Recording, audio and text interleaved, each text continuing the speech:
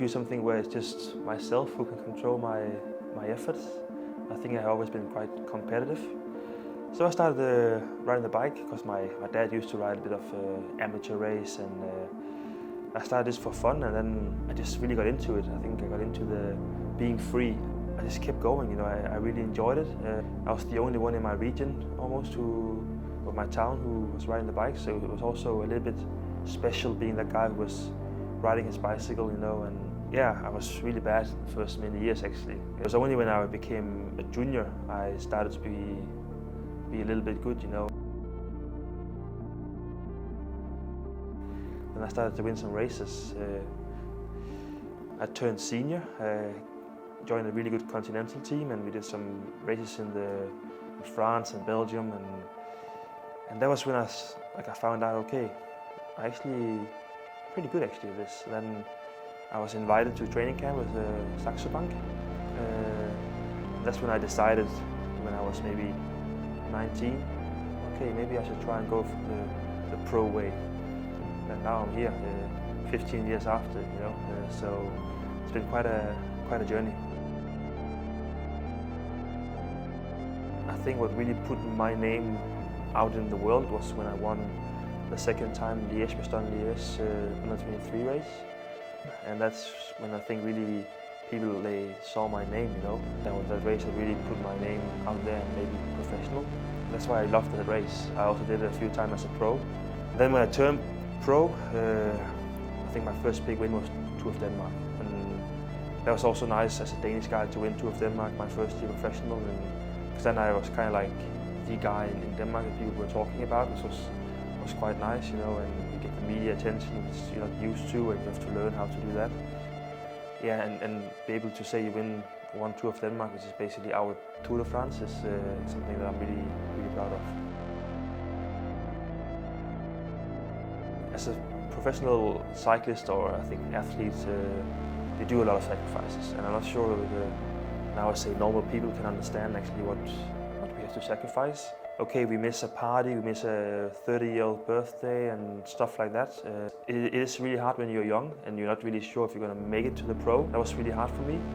But then when I at least had some really good results, I was like, okay, I got something in return. So I think for me it was very important that I was actually good as a junior and under 23, because otherwise it would have been not so pleasant, you know. And then for sure I would have maybe stopped, because I missed a lot of things that normal young people are talking about their whole life, and that was really hard. But at the end of the day, I wouldn't do anything different. You know, I'm so happy with the lifestyle I chose, and I'm just really, really grateful for that. I think when you like sports, it's hard for you to sit still in the classroom. You know, I was always full of energy.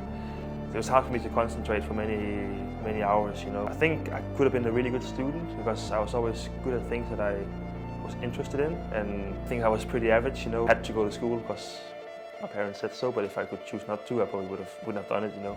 But I got a diploma, so one day I retire, I can always try and go to university or whatever.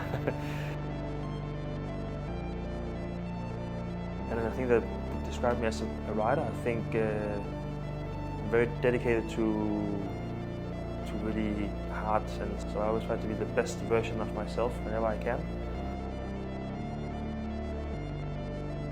I have now 2 kids and a wife, so in my spare time I spend as much time with my kids as possible, because being on the road so many days a year, it's important for me at least to be with my kids, you know, when I can.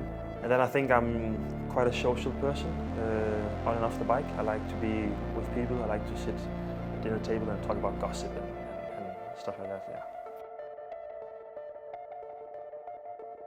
Stiffness. It has to be stiff. Has to be reactive when you stand up, so you feel like you're moving. And then I also really like if the reach is quite long, so you can rest your palms, have still really full control, and while being aero. For me, that's the 2 most important things actually. It's really rare that I'm in the drops. I prefer to be in the hoods and just go low. This is where I feel I have the most power. I only use the hoods for descending, because that is safer. You have a bit of gravity. So yeah, I really think those two are the most important ones.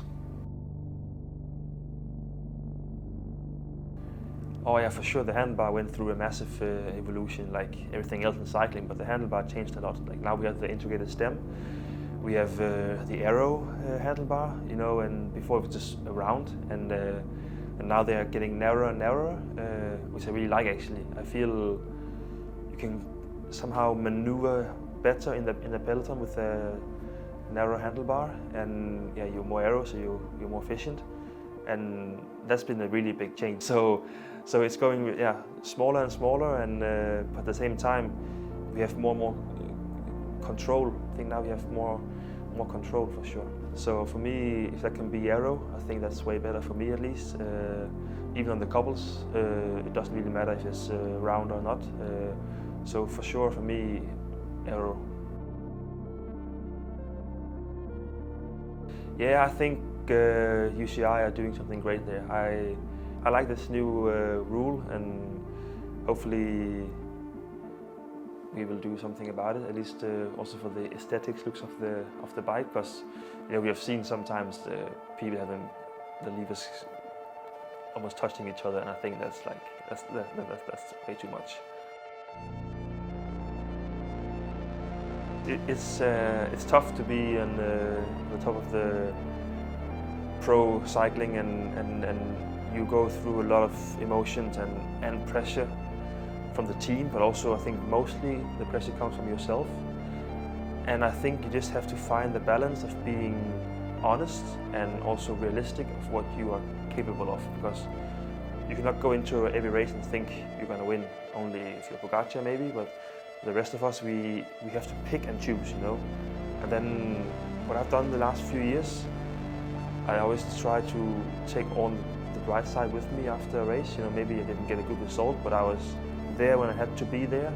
Keep moving, you know, keep looking forward. And it might sound super simple, but yeah, there's some really good tools. It's really individual, you know. Like so for me, yeah, like I said before, it really helped a lot to talk to a guy about it. But I think the team has to really support you.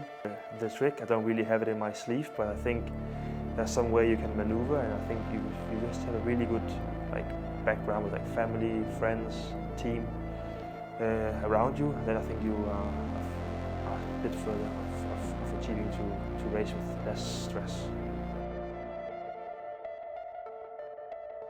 I'm pretty easy going with my bike setup, but I think they talk together, you know.